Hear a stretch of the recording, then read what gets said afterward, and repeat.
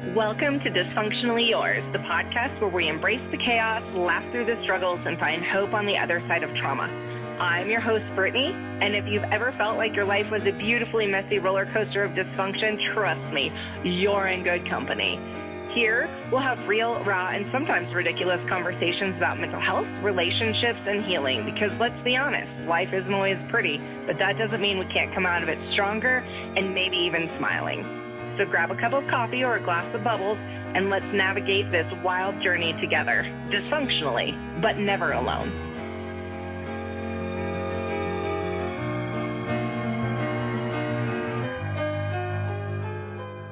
Welcome back, friends, to another episode of Dysfunctionally Yours. I'm your host, Brittany. Today, I'm so excited for this episode. We are going to talk about what makes you dysfunctional today. So we had the anonymous Google form where you guys get to write in, completely anonymous, not even associated to your Instagram page or an email. So I have no idea where it's coming from. And I am just so excited to be able to share that. I think it's going to be so much fun to be able to continue to build this community and really hear from you guys as well, because I also cannot possibly be the only dysfunctional person we know. I just can't be. There's got to be more to it than that. So before we do that, I want to jump in with a little ache and relief of the week, because some weeks are great, some weeks aren't, but I also really want to be able to focus on the fact that you can have good things and bad things happen, and we should not define ourselves by any one moment in time. So my ache of the week this week is that something happened to the water heater. It like exploded or burst or whatever it is that water heaters do. I actually feel like if I say exploded, it involves like fire and metal shooting places, and that did not happen. But it did just start leaking and flooded everything, flooded the neighbors, flooded the land, and that's never awesome. And so the challenging part, like, I have no idea what to do. Like, I've never been a homeowner. I don't know what to do when these types of things happen. The neighbor was like, oh my gosh, we have to call the HOA. She called the HOA. Props to her for being a real MVP right now. And then I needed to get a hold of my brother, because it's my brother's house. And so I needed to be able to get a hold of my brother, figure out insurance, figure out next steps. I had no idea what to do. The difficult part of that, if we're being totally honest, is that I have not spoken to my brother since September after a pretty unfortunate incident that was really scary for me. And I was like, I'm not doing this anymore ever again. And so I was terrified to have to call him, but I called him and we were able to discuss it. We were able to come up with next steps, not before me reaching out to my father and my brother at the same time. And my father being like, take me off of this, call your brother. Like the level of disregard. Bro, I didn't even need your help. I needed like a next step. Like I didn't need financial help. I needed a next step. Like, hey, your next step is turn off the water. Or your next step is call the insurance company. Or something like that. No, he disregarded, as he does. So anyways, I talked to my brother. We get it all figured out, which leads me into my relief of the week. And that is that my water heater got fixed. The conversation with my brother went well. And after 4 days, I was able to take a shower in my own house again and have running water. I should also mention that the neighbor, again, solid MVP. Everybody needs her on your team, because this woman is watching me struggle up the stairs with cases and cases of water. And she peeks her head out and she's like, do you not have any water? And I'm like, no water, none. We turned it all off, remember? And she was like, I have water. And she continued to fill this massive, like, I think it was like a Halloween cauldron, to be fair, but it was huge. And she just kept filling it up with water. So I was able to run down Laura Ingalls Wilder style with my little bucket down to the well, so to speak, fill it up with water. I had water. So that was great. That was great. So that is my ache and relief all rolled into one. Everything is good now. Everything is great. Appreciate the showers friends loaned me. Appreciate the water the neighbor gave me. Appreciate nobody telling me that I stunk. You know, all the things. So with that, I do want to jump into the what makes me dysfunctional today. And I figured I probably should start with me, right? And I only do that because like this is new. Maybe there will come a time where it doesn't need to be me, but I wanted to be able to be like, we can all be vulnerable here. We can all say the things and it's going to be okay. We're going to be all right. And we can sort of analyze it. I will also put a disclaimer in here. I am not a therapist. I don't play one on TV. I just am a human being who's lived through a little bit of life and a lot of bit of therapy. And I can only say and do what I know. So, you know, if you disagree with me, that's okay. I mean, that's okay. So I found this journal. If you follow me on Instagram, you know that I found this journal that I had started back in February of 2015, and I stumbled upon it, and I was like, how perfect. The name of this journal actually is, if you see it on the YouTube, it's My Dysfunctions. That's what it's called. Like, clearly, I have just been chasing the dysfunctional dream for a long time. So, anyway, I'm going to read this. I'm going to read from March 3rd, 2015. I do say this one's a little tame. They're not all so tame, but I also needed to like test my own waters. I have family. I have children listening. I'm working it all out. All right. So anyways, March 3rd, 2015, I wrote a quote from Tyler Knott Gregson, who's a poet. He says, "Oh, what we could be if we stopped carrying the remains of who we were." This really resonated with me apparently in that moment, because then I have all these like little arrows pointing to it. Like, yes, this quote. Yes, this quote. All right. I wrote, emotions leading us astray. I think that's all they do. But yes, there is an advantage always, even if it's bad to begin with. What are my emotions today? Love, fear, confusion, disappointment, happy, content. What a confused girl I was. Clearly, I'm a total mess. Also thrown in there, self-loathing. I'm fat and gross. I have to do something about it. I had to buy new pants today that were bigger. I need to get back to running and push-ups and sit-ups, squats, if nothing else. I hate what I see when I look in the mirror. Right now, I'm hiding in hoodies, but that will end soon. I need to run tomorrow, if nothing else. Happy I saw Paul today. We're going to call him Paul. Happy I saw Paul today, but still hurt, so it's lingering. I invited him to a birthday party 18 days from now. He didn't even respond. Maybe I should have worded it different. I don't know. Chicago and I are getting along very well, which confuses me. I don't know what to do. I feel 100 different emotions for 100 different things. Maybe I should start by working on me. My dog needs to be put down. It's hard to even think about that. There's a little section at the bottom of this that says, what would make it better today? There are little icons, and there's a cigarette, a martini glass, a pill, a syringe. Yikes.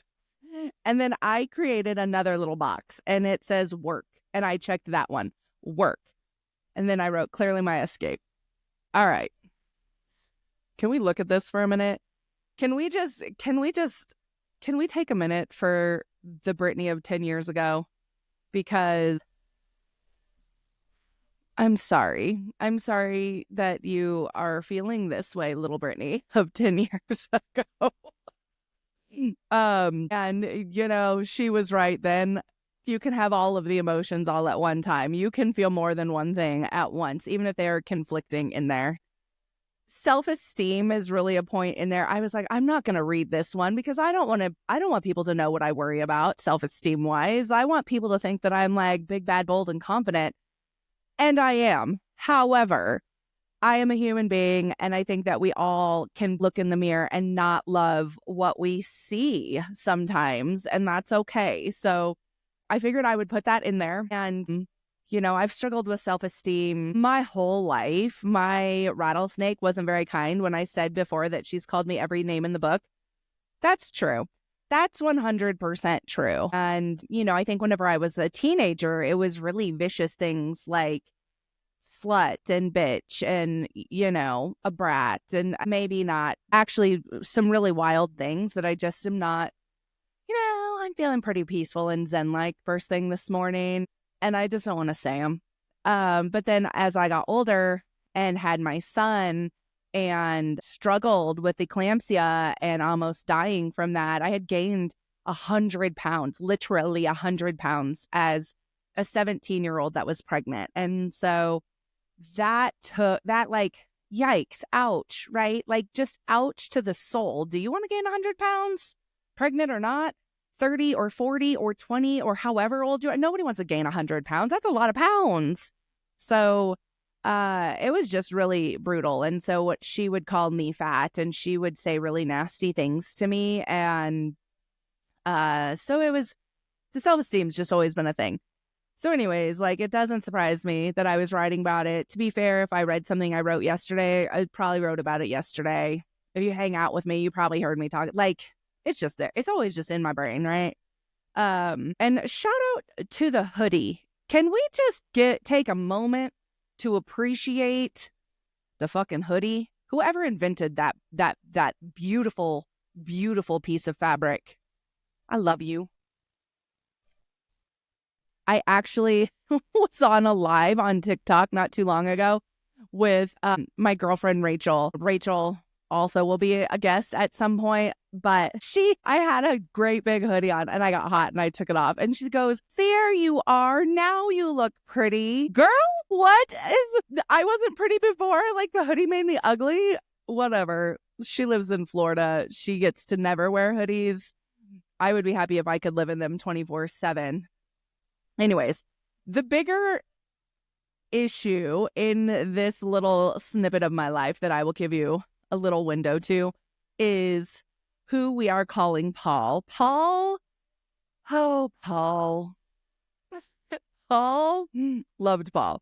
Paul was married, but separated for a long time because for his kids. And, I understood that. And, like, they really were separated, right? She didn't live in the house and, all of the things, but it still did complicate the situation because there was a lot of respect taken into consideration for the kids. And that made me a secret, even though I don't know, maybe I should have been, maybe I should not have been. Who's to say? But that made me a secret, and that did not help this self-esteem issue. So, in here when I'm like, oh, I invited him to go do something with me and he's not responding, very, very typical. I feel like many, many, many things were done in private or the dark of the night or in parts of town that nobody that we knew would potentially be at. So it was just a really weird time. So yeah. Paul, the married guy. That's so many stories. When I said I have stories, I do. I really do about that. Like, the level of crazy, Brittany, that came out surrounding that situation. Yikes. Uh, stories for another day. Chicago was a best friend turned lover turned friend turned stranger. I knew that man for like almost 20 years. So that was Chicago. I learned a lot from Chicago. Chicago taught me how to be a grown-up. Chicago taught me, when I talked the last episode about a mirror being put up in your face and being shown all of the things that you don't want to see. Like that was him. That was him. And I feel like I learned so much from him, but also at some point I think that I outgrew him. And that was a sad process. But I mean, we had a beautiful 20 years, right? Like it was actually, we had like, oh my God, love that man. Have nothing but love for that man still to this day. Anyways, so that was a challenging time too, because like we had been together and then we were doing this long distance thing. And then the long distance thing turned into like a friendship, but without us ever acknowledging that it turned into a friendship. It was very weird and very unfortunate. So there was all of these conflicting feelings in there. I think that gives just a little bit of context for probably what might come up in the next like a year of this notebook, to be fair. And now, you know, it was complicated. It was complicated. There was a lot of feelings. There was a lot of chaos happening in there. And then I did have to put my dog down. I put my dog down probably a week after this injury, and it was devastating. It was devastating. The family still cries. So R.I.P. Muffinhead. He was the best damn dog a family could have. So we love that dog. So with that, yikes, that was okay. So now you know a little bit about a little bit. I'm sure that'll help it get a little juicier later on. So with that, I'm going to read what some friends wrote in. Okay. And then we'll talk about it. How fun. How fun is that? Okay. Friend wrote in, a deep realization, something I'm really having a hard time grappling with, is having to cut off my entire immediate family due to an ultimate betrayal. My mother choosing a man and letting him harm me for the umpteenth time, coupled with the fact that she is about to marry a homo-transphobic man for the 4th time. I'm trans and a lesbian and have been out since I was 16 and had to endure the hatefulness, abuse, and perpetual fear when I had my first serious girlfriend, and then only having relationships with men since then to feel more accepted. Moment of silence for that. That hurts my heart. I am 25 now, and all this happened about a month after my 24th birthday. I can't help but talk to my mom still here and there because of how painful this all is and throw away all of my effort to prove myself to them. I'd love to hear your perspective on setting boundaries with family, and at what point do you deem their behavior unacceptable? Friend, when you were 16. Like, what? No. I'm also having a really hard time because of my hyper-empathy and wanting to just excuse her and my biological father's, etc., behavior due to the trauma and generational cycles of abuse that are occurring. At what point is it not my fault and simply putting things aside to be conflict avoidant and still have their support somewhat? At this rate, however, due to what my mom let happen to me with her current fiance, I fear our relationship is irreparable. I know I'm rambling, but this is truly one of the hardest things I've ever been through. I'm in therapy and psychiatry, and I have been diligently trying to work through this, but still can't wrap my head around the neglect and behavior I felt that I had to just accept over the years. One of her famous lines to me keeps ringing in my head. I love you, but I don't have to like you. Also, fuck her for that. Genuinely. From the kindest, most bottom of my heart, fuck her for that. I would also just like to say that I truly think you are one of the best mothers I've ever seen and commend you tenfold. Not that you need that, but still. You've made a huge impact on my life, and you still are. I'm forever grateful to have met you. We're friends. And I'm so excited for your new journey with this podcast. Truly amazing work. All right, friend. All right. That's a lot to unpack. And like, you're the first one. And so how brave is that? And so can I just take a minute to commend the bravery when you were 16 and came out, the bravery for getting into therapy, the bravery for saying the things that don't feel good to be said. Congratulations. You're a rock star. And again, I will say, not a therapist. Everything I am about to say, total opinions. Total opinions. Take it for what you will. Take it, use it, or take it and wipe your ass with it. Like, it's all good. It's all good. This statement, I love you, but I don't have to like you. Again, fuck her for that. I've heard that same thing from the rattlesnake. And I do agree that there are times in your life where that can be an accurate statement. However, like, I also do think that there are things that we don't need to be saying. And there are things that we don't need to say to our children. Like, there might be things that my children do that I don't love, that I'm not like in love with, but I am not going to be like, I don't like you. Like, no, I feel like those are statements that you use for somebody you're about to be breaking up with because you know it's a toxic relationship. Like, hey, partner of 6 years, it's been real and I love you so much, but I actually just don't like you. I don't like who you make me feel like. I don't like this. I don't like that. Like, not to your kid, not to your child. So take that statement alone and like, let that, like, who the hell does she think she is? Like, can I speak to her? I have words with her. This is not how we treat our children. I'm sorry. That is so damaging and that is so hurtful. And that is such a detrimental thing for a parent to say to a child. You said in there, like, that you don't want to have to like throw away all of the effort that you had to prove yourself to them. And I would like to challenge you gently with, why do you feel like you need to prove yourself to a parent? Why is that a thing? Why are children, and I've done it too, so like I get it. Why do children feel like they have to prove themselves to their parents to be worthy of love?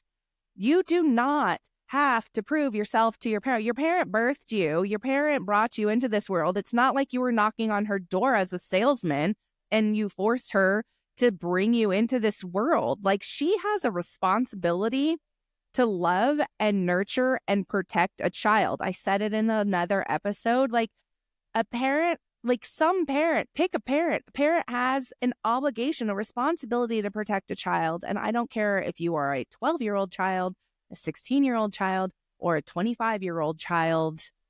Your parent is still the person that you naturally are inclined to look to for protection and guidance. And that's just the way that we as human beings are programmed. But I say why. If this is the person that's continuing to harm you and hurt you, why do you feel like you have to prove yourself to them? At what point does a parent need to prove themselves to you? Truly. I think that that's really ass backwards, and I know that it's really common. So I know that that's a tough one for sure. It's a tough decision that you have to make on your own, which sort of leads me into like your question about boundaries, like setting boundaries. My perspective on setting boundaries with parents is that they should be set the same way any other relationship in your life would be set, whether that's a friend, an acquaintance, the cashier at Walmart. Parents are no different than that, right? Like, while we might be a little bit more tolerant and a little bit more accepting of things because we can see like, oh, but they did give me a house. Oh, they did take care of me. Oh, they did raise me. Like, I don't care. I don't care about that. I think that as a human being, you need to determine what your own personal boundaries are. Plug on therapy. So glad you're in it. Love therapy. Love therapy. I am like hard up about therapy. I don't have therapy this week and I'm like, why? How will I survive 1 week without therapy? I love therapy so much. So I just think that those are personal boundaries that you're going to have to set. But I really would challenge you to look into like, would you accept this from a partner? Would you accept this from a friend? Would you accept this from the cashier at the grocery store, and figure out like where those lie? And I know that that's a hard journey, I had people whenever I was 21 and 22 being like, you need to cut ties with your mom. And I was like, that's my mom. I could never. And then fast forward to when I was 29 or 30 and I was like, goodbye, garbage. Like, this is not worth my energy and my soul. I had a therapist one time that really helped me to dissect a little bit of who my mom was based on like my stories that I was telling about her. And the ultimate challenge at that point was, okay, now that you know who she is, can you accept that?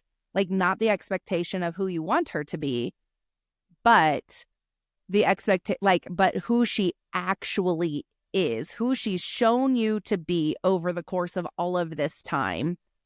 And I mean, your mom has hurt you for a long time and let other people hurt you and is continuing to deny who you are. Like, this is who you are. Like, that's not okay. That's not okay. That wasn't a bad choice. That wasn't, I went out and shot up a bunch of heroin. That's who you are. It's an integral part of who you are as a human being, and so those are your boundaries that you're going to have to really work to set. But I say cut them. Cut the damn ties. Like, nobody deserves to continue to put themselves in a situation that the person that they know that they're interacting with is going to continue to hurt them. You don't deserve that. You don't. You don't. You are brave and you are a beautiful soul. And I hate that journey for you. All right.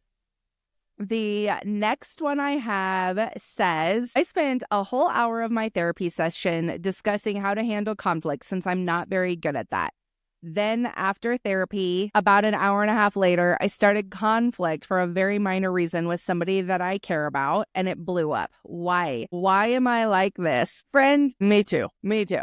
I keep telling myself that growth is not linear, but really, right after therapy, I guess I'm human.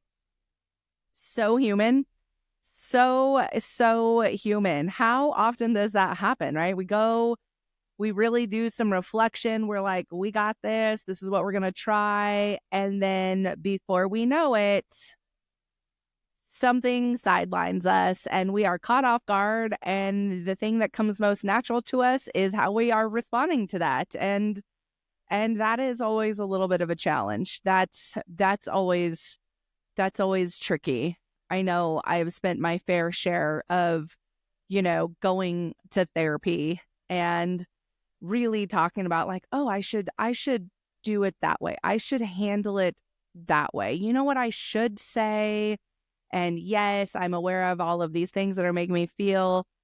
And then, the next time, it was like, I feel like it happened all the time with my ex, like just all the time. And every single thing that this human being did made me batshit crazy. I couldn't stand it. I couldn't stand the way he walked. I couldn't stand the way he talked. I couldn't stand the way he breathed. Like, it just got to this point where I was like, this is not a good space for me. And I know this, but instead of doing the things like proactively that I should do to, potentially remove myself from a situation, I'm still just sitting in it and like lashing out in the most vicious way. Like, can't you breathe different? Like, what's wrong with me? So I think that that's normal. I'm not saying it's okay. I'm just saying I think that it's normal. I think that it's normal to have times that go great and times that don't go great. And so, but props to you for continuing to go to therapy and continuing to work on that. And the self-awareness to know that you don't deal with conflict well is self-awareness gets us so far in life. So congratulations for all of those things. So with that is going to wrap us up for today. I want to remind all of our friends out there that the Google Doc, it's posted on the Dysfunctionally Yours podcast Instagram page, and it's totally anonymous, hippopotamus. It totally is. There's no email associated to it. There's no pictures. There's no Instagram handle. There's nothing associated to it because we don't need to know who you are, right? We're all just in this one together, and we're gonna laugh through the struggles of everyday life, and it's gonna be a great time. So we're going to do those for right now once a month and go from there. I think it's going to be a lot of fun, and I'm excited to hear from y'all more and more and more. So with that, you can like and subscribe to wherever you are listening. You don't ever want to miss an episode of Hello, the greatest podcast ever. And you can follow us on the Dysfunctionally Yours podcast on Instagram. You can engage there. You can see some behind the scenes footage. I posted a very flattering, picture last night of me doing some late night editing, so just really get sort of into the weeds with all of us. It's going to be really fun. If you want to watch the video version of this, it is on YouTube. It launches the same day and time as the podcast does, so you can check it out on YouTube. And I will be back next Monday with another episode of Dysfunctionally Yours. And until then, don't be afraid to be great. Toodles, poodles, bye.